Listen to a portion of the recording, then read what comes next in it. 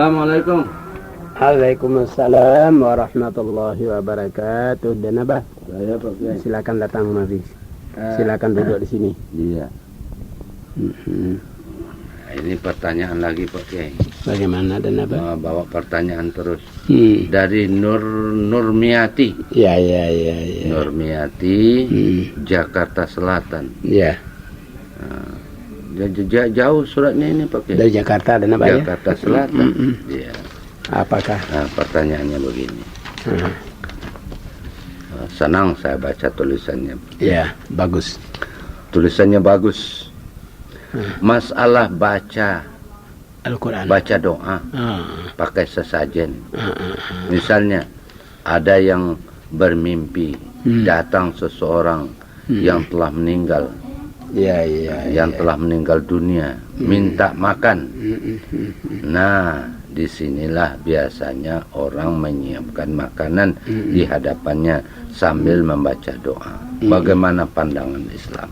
Iya. Nah, Begini Dan Abah. iya, Ini peninggalan Hindu iya. masih terkait tetapi diislamikan. Oh, iya. Dan Abah ya. Peninggalan Hindu tapi diislamikan. Ah. Maksudnya Pak Kiai diislamikan? Dengan kan Islam itu membaca doa. Oh, iya. Hindu itu istilah memakai sajen. Iya. Nah, sesajen itu adalah untuk arwah. Iya. Nah, sekarang arwah ini tetap diberikan sesajen, itu gambaran dari ajaran Hindu. Iya. Doa adalah ajaran dari Islam. Ah. Jadi sudah terjadi sinkritisme menambah. Oh, iya. Sesuatu ajaran yang sudah campur aduk antara Islam dengan agama Hindu. Oh, iya. Jadi ada suatu kepercayaan dengan memberikan sesajen itulah nanti arwah itu akan dapat menikmati makanan yang ada di muka orang yang mendoakan itu. Iya. Nah, itu padahal arwah yang ada di alam barzah itu tidak memakan makanan yang ada seperti yang kita makan di dunia ini. Oh, iya. Dia akan mendapatkan suatu kenikmatan suatu keselamatan di alam lain itu bukan dengan sistem apa yang terjadi pada dunia ini. Iya. Contohnya Denaba, kita lapar, kita makan, maka kita akan nikmat dan senang. Tetapi di akhirat itu, di alam barzah itu tidak itu. Itu adalah pahala yang menjadi modal buat selamat mereka di alam barzah nanti. Nah, pahala itu dia buat semasa di dunia. Itu Denaba. Jadi tidak ada sistem Islam itu namanya sesajen. Nah, itu. Yang kedua Pak Kiai, di masyarakat kita masih sering ada percaya sesuatu yang menurut mereka itu mempunyai pengaruh pada kehidupan manusia. Umpamanya, seseorang akan melahirkan, namun anaknya sukar untuk keluar. Tapi dukunnya kesurupan yang katanya anaknya bisa keluar apabila pacar di suatu tempat kebun itu dibakar. Apa pasar atau pacar? Pacar itu pagar. Pacar barangkali ya punya tahun ini. Pagar di suatu tempat kebun itu dibakar. Namun ternyata setelah pagar itu dibakar, terbongkar, si anak lahir dan selamat. Oh, pagar dibongkar. Sehingga sebahagian masyarakat mempercayainya. Bagaimana pandangan Islam Pak Kiai? Begini Dan Abah. Iya. Masalah-masalah yang sifatnya rasional dapat diterima akal itu dapat kita jadikan pegangan. Itu kan rasional itu Pak Kiai.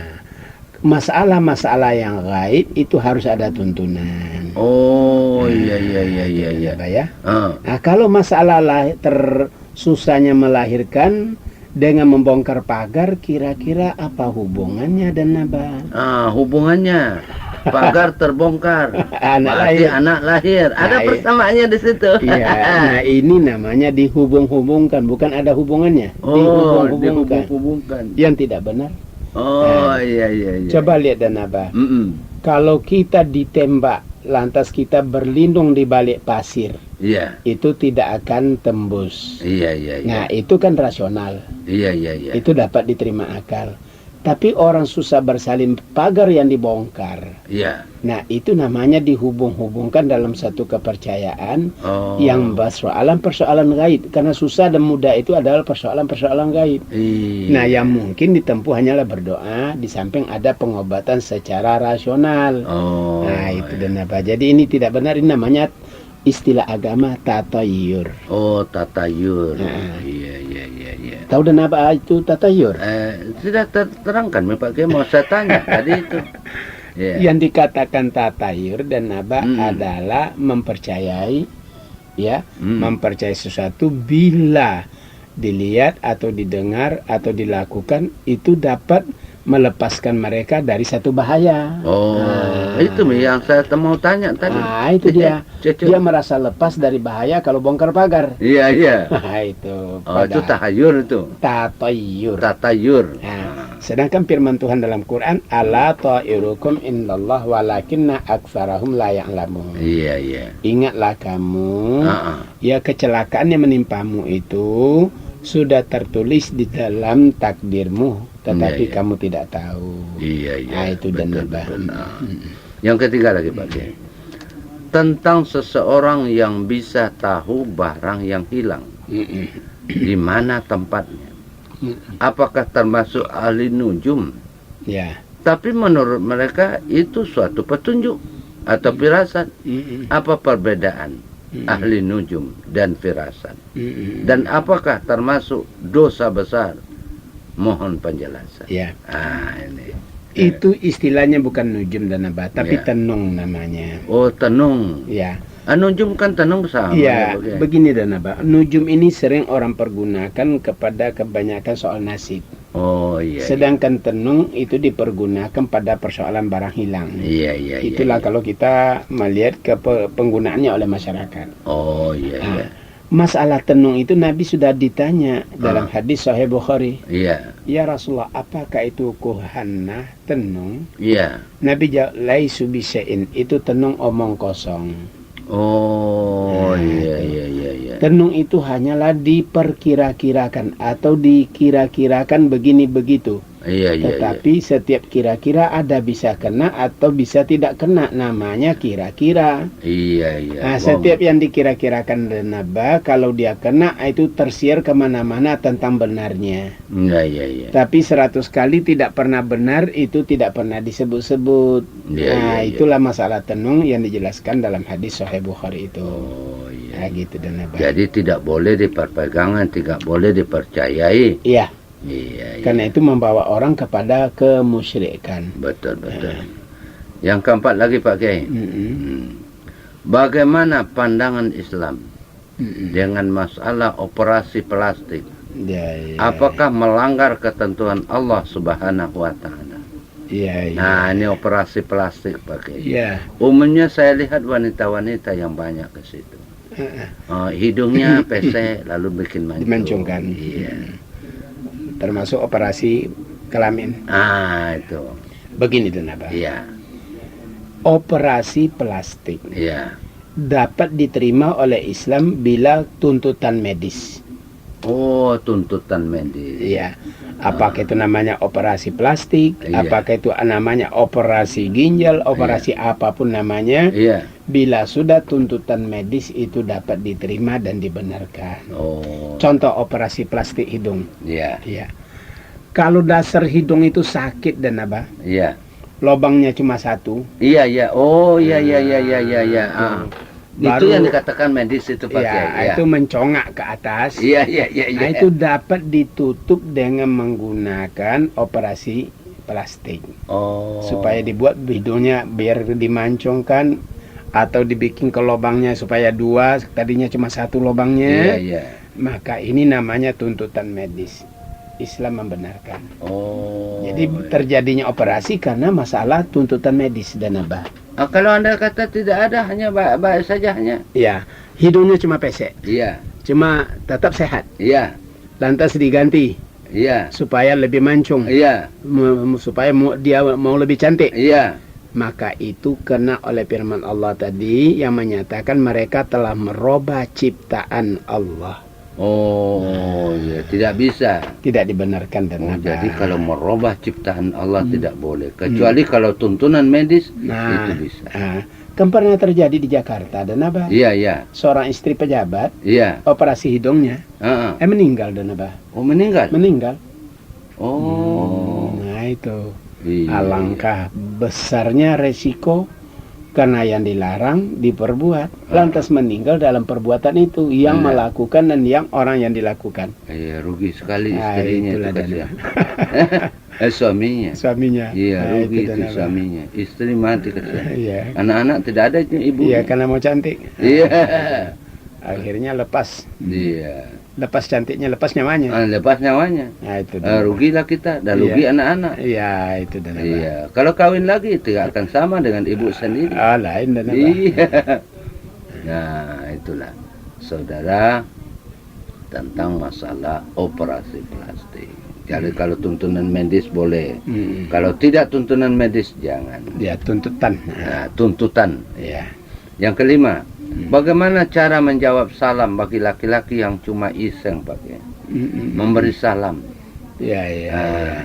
Dan ini hanya untuk menggoda barangkali. Ya, ya, ya. Terus terang kami sebagai remaja Muslim, apalagi pakaian Muslim berjilbab, merasa risih dan pakai rasa tingkah laku di Jakarta begitu. Iya, iya. Begini dan apa? Iya, bagaimana? Kadang-kadang melihat wanita pakai jilbab, laki-laki yang duduk di simpang ini, terus assalamualaikum. Ini tapi mengejek itu. Iya. Apakah itu dia mengejek atau untuk menggoda istilahnya? Iya. Ya, tapi kemungkinan lebih banyak sifat itu bukan mengejek tapi menggoda. Menggoda. Iya, menggoda mereka. Sebab kalau tidak pakai jilbab, mereka ragu jangan orang itu bukan Islam. Iya. Nah, sedangkan assalamualaikum hanya khusus untuk orang Islam. Betul begitu deh. Itu. Jadi kalau begitu, Islam itu memang memperbaiki wanita. Itu benar. Itu. Jadi kalau mereka pakai jilbab itu sudah diyakinkan bahwa mereka Islam. Oleh karena itu dia pakai salam. Karena peneguran seorang laki-laki terhadap wanita yang pakai jilbab tentu yang pantas salam. Iya. Tetapi kalau yang bukan pakai jilbab baru assalamualaikum, nanti dia jawab saya bukan orang Muslim seperti kau. Iya. Jadi dia akan kecewa si laki-laki itu kena tempeleng namanya itu. Iya. Tapi kalau yang pakai jilbab sudah yakin dia bahwa ini Islam. Iya. Jadi pantas saja tidak mungkin dia berkata saya bukan Islam, tidak mungkin dikatakan begitu. Iya. Jadi karena itu sambil dia menggoda assalamualaikum. Jadi pertanyaan di sini, apakah mereka harus menjawab? Iya. Itu. Iya. Kita bertolak saja dengan hadis. Apakah dia mengejek, apakah dia anggap kita tidak tahu persoalan, itu soal hati. Iya, betul. Nah, kalau soal hati kita tidak tahu persoalannya dan apa? Iya, betul. Bila mereka mengatakan itu gaib itu Pak Kiai. Iya, itu gaib. Maka kita cukup jawab alaikum. Iya. Waalaikumsalam. Cukup dan apa? Iya. Itu. Nggak usah bicara-bicara lagi. Nggak usah. Ya, sekedar dia bilang assalamualaikum, waalaikumsalam. Iya. Kita jalan terus. Iya. Itulah bagi wanita yang pakai jilbab kalau ada yang membaca assalamualaikum, tidak usah kita risih, tidak usah kita artinya rasa bosan. Apakah dia mengejek, apakah dia menggoda, ya terserah sama dia, itu urusan dia. Tetapi setiap salam yang diucapkan kita diperintahkan menjawab. Begitu dan apa? Itulah Nurmiati jawaban terhadap pertanyaan Anda. Mudah-mudahan sudah dikena juga wanita-wanita lain. Ini lagi Pak Kiai. Apa itu namanya? Ini pertanyaan dari saudara Ruslan. Ruslan Abdul Ghani. Ruslan Abdul Ghani di Jakarta. Padahal di Sulawesi Selatan. Ada juga Ruslan Abdul Ghani. Daerah mana dan apa ini? Sulawesi Selatan. Kabupaten Bantaeng. Bantaeng. Nah, pertanyaannya begini Pak. Nah, kembali non-Islam yang di sebelah kiri rumah kami, yang menjadi problem kami, Pak. Yaitu kami tidak diundang. Tapi kami diantarkan beberapa potong ayam yang enak dipandang. Kemudian kami tanya, kami tanya maaf ya. Nah, terus terang, yang potong ayam ini siapa? Dijawabnya bapak. Iyalah bapak. Nah, yang saling menghargai, terpaksa kami terima ayam potong tersebut. Kemudian kami beritahu kepada non-Islam yang di samping kanan rumah kami. Saya bawa beberapa potong ayam itu, namun kami tidak mau menolak supaya tidak terganggu orang ya. Lalu kemudian tolong Bu, ambil, kalau bisa ibu saja yang makan. Terus terang kami sebagai orang Muslim, Bu, iya tentunya haram bagi kami. Bagaimana menurut Pak Kiai dan Naba? Mohon penjelasan ini. Masalah sembelihan orang ahli kitab atau Kristen, ataupun orang Yahudi. Menurut Al-Quran, surah Al-Ma'idah ayat 5, halal orang Islam memakan sembelihan mereka dan Naba. Oh iya, walaupun tidak disebut Bismillah. Oh iya jelas, karena dia bukan Islam. Yang baca Bismillah itu kan hanya orang Islam. Iya betul. Nah tuh. Jadi karena mereka itu beragama Kristen, menyembelihnya menurut agama mereka. Nah, sembelihan menurut agama Yahudi atau agama Nasrani, halal kita memakannya. Jadi enak dipandang tadi, hanya dipandang saja. Tapi silakan dimakan halal. Boleh. Ada orang menduga begini dan Naba. Itu betul, tapi itu agama Nasrani yang sebelumnya. Yang sebelum ada perubahan. Ini sudah salah pengertian dan Naba. Sebab perubahan agama Nasrani menurut Kristologi oleh Jarnawi Hadikusuma menyatakan terjadinya perubahan dalam ajaran Nasrani itu pada tahun 321 setelah mati Nabi Isa. Sedangkan Nabi Muhammad menerima wahyu itu pada tahun 600. Jadi belum lahir Nabi Muhammad, Nasrani itu sudah mengalami perubahan. Betul. Nah, ayat ini turun setelah perubahan Nasrani datang. Nah, toh agama Islam menghalalkan kita memakan sembelihan mereka. Dengan demikian dan Naba, tidak ada alasan untuk mengatakan haram dengan alasan agamanya sudah berubah. Perubahan itu jauh sebelum Nabi Muhammad lahir. Sudah berubah memang. Toh Quran turun menyatakan halal kita memakan sembelihan mereka. Nah, begitu dan Naba. Nah, jadi andai kata kalau begitu, hanya agama Nasrani yang dulu saja, yang sekarang tidak. Kalau begitu pengertiannya. Kalau begitu ada ayat Quran yang sudah hilang. Yang tidak perlu lagi kalau begitu. Ternyata tidak demikian dan Naba. Tetap Al-Quran menghalalkan kita memakan sembelihan mereka. Itu dan Naba. Walaupun disembelih bukan dengan nama Allah, boleh. Asal sembelihan ahli kitab, yaitu Nasrani dan Yahudi. Silakan makan, silakan ambil, silakan hormati asal tetangga. Yang disembelihnya barang yang halal buat agama Islam. Nah, itu barang yang halal. Kalau babi dikasih jangan diterima. Nah, ini lagi Pak Kiai. Apa lagi? Yang saya muliakan pertama-tama Pak Kiai dengan Denaba, suami istri yang bercumbu rayu melakukan adegan seks dengan suaminya pada bulan Ramadan. Haruskah ia mandi junub? Nah, ini Pak Kiai. Kalau sekedar bercumbu rayu dan Naba, jika ada yang keluar, puasanya batal. Keluar apanya Pak Kiai? Maninya. Oh iya. Jadi karena itu kalau begitu, kalau orang-orang tua enggak apa-apa ini. Kalau Anda kata pengantin baru bahaya ini. Kalau orang tua cumbu rayu cucunya nonton. Agak dan apa kalau cucu nonton ngapa nenekku? Iya. Kalau pengantin baru cocok ini. Bahaya. Bukan cocok tapi bahaya. Iya, cocok bahayanya. Cocok bahayanya, betul. Itu dan bahaya. Jadi pertanyaannya ini, Kalau tidak ada yang keluar, tidak ada mandi, puasa tidak batal, tapi harus dihindarkan. Sebab puasa yang sudah berbuat demikian walaupun dengan istri, itu yang dimaksudkan puasa menahan. Menahan gelora syahwat kita yang bisa membuat manusia terjerumus kepada yang jahat. Kalau begitu Pak Kiai, pertanyaan kedua, cumbu rayu yang bagaimana yang dibenarkan di dalam Islam? Cumbu rayu yang dibenarkan dan apa kalau malam hari bulan Ramadan silakan terhadap istrinya sendiri. Tapi ada juga orang mengatakan mencium istri di siang hari boleh. Benar. Itu riwayatnya begini. Bagaimana? Ceritanya. Iya. Umar pernah peluk istrinya karena naik gairah syahwatnya. Iya. Umar ini. Umar bin Khattab. Iya. Peluk istrinya. Kemudian dia cium. Iya. Kemudian dia mengadu kepada Nabi. Iya. Dia bilang, ya Rasulullah, celaka saya. Nabi bilang, loh kenapa celaka? Naik gairah syahwatku katanya. Nah, aku peluk istriku dan aku cium. Iya. Itu dia bilang, hasyastu yauman faqultu wa ana shaimun. Padahal saya puasa. Iya. Nabi, terus bagaimana puasa saya ini?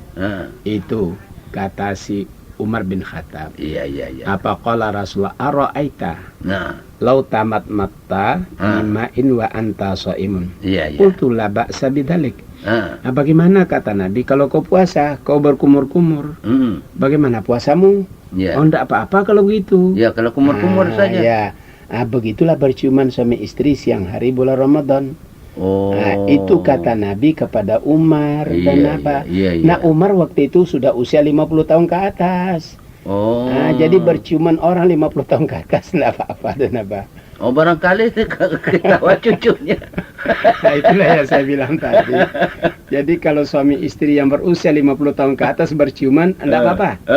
Tapi kalau pengantin baru berciuman saya khawatir dan apa. Sebab Nabi membuat penggambaran berciuman sama dengan orang berkumur-kumur. Iya. Kalau orang terlalu haus berkumur-kumur, bisa air itu turun ke bawah.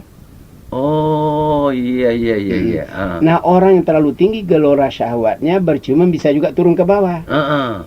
Itu dan satu perumpamaan yang sangat tepat oleh Nabi. Iya. Itu dan apa ya. Iya. Jadi kalau begitu kalau cium istri, kalau sudah umur tua-tua enggak apa-apa. Iya. Sebab artinya geloranya itu tidak seperti waktu muda. Itu. Nah, itu aki baru berbeda dengan aki suak. Aki suak dia disorong-sorong mobilnya tidak mau dia. Begitu dan apa ya. Dan bagaimana pula pakai dengan tuntutan di dalam Al-Quran dalam surat Al-Baqarah ayat 223 yaitu nisa hukum harsul lakum fatu harsakum anasitum. Iya. Itu ayat tandanya dan nabah. Ini ayatnya awalnya uhillalakum itu. Iya. Dihalalkan kamu campur suami istri malam hari bulan Ramadan. Iya. Karena istrimu itu pakaian kamu dan kamu adalah pakaian mereka. Iya. Itu firman Tuhan. Iya. Jadi berdasarkan ayat ini tidak dilarang untuk mengadakan hubungan suami istri malam hari bulan Ramadan. Itu dan apa.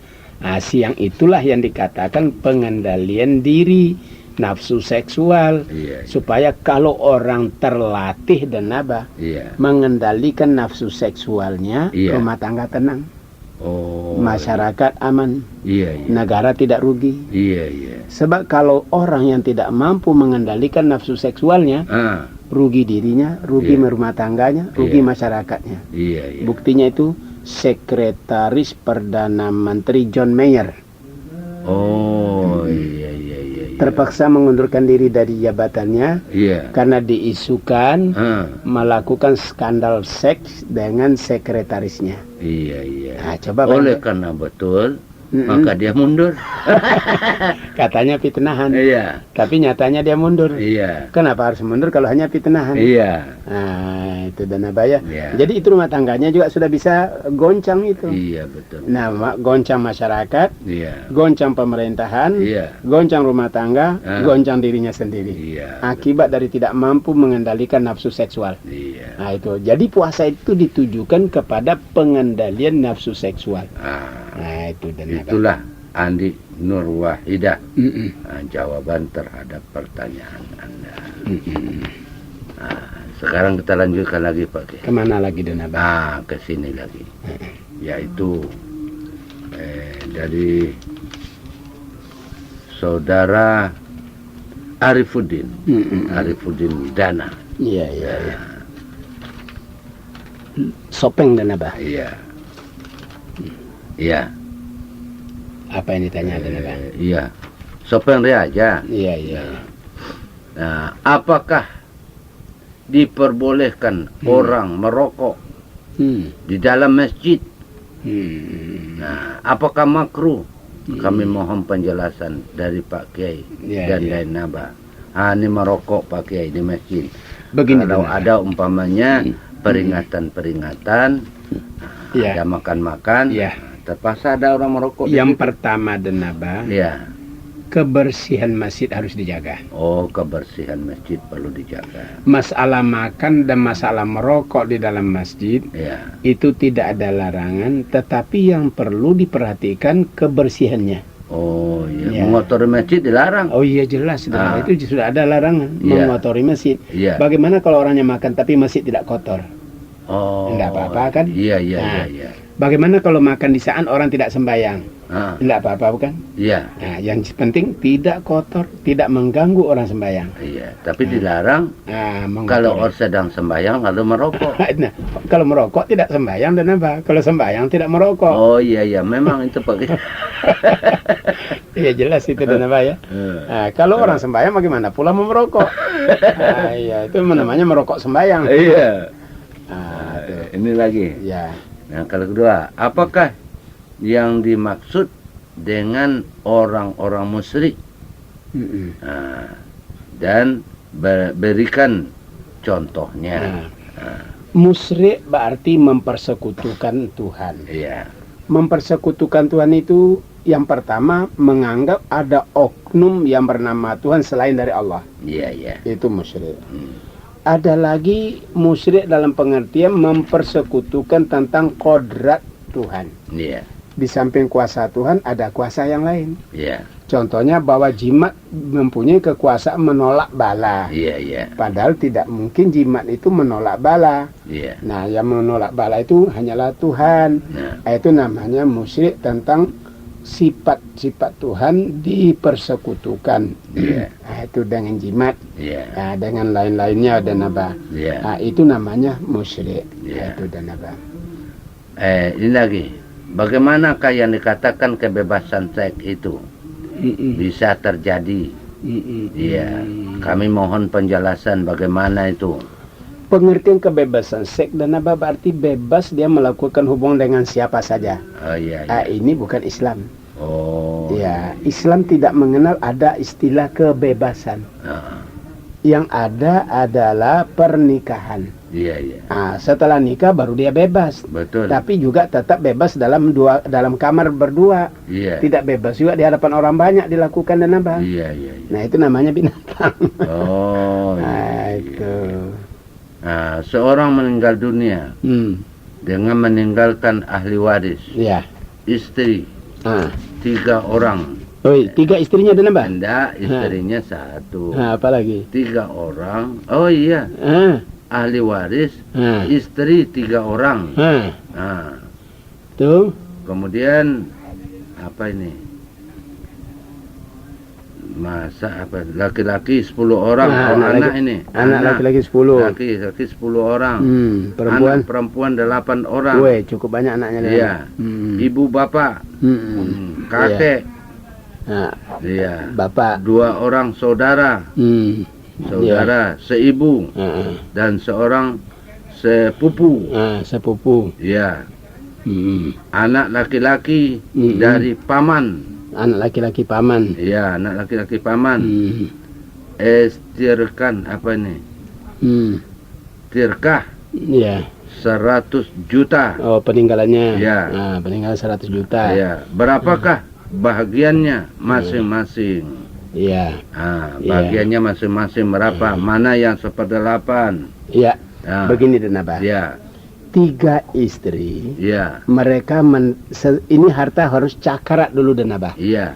Nah, ini kita cakara. Iya. Sesudah itu kita tentukan berapa hak istri, berapa hak ibu, hak bapak dan hak anak. Iya. Laki dan hak anak perempuan. Iya. Tapi sayang dan Abah, waktunya sudah habis. Oh, kalau begitu besok, Pak. Besok, Iya. insya Allah. Insya Allah. Iya dan Abah. Iya.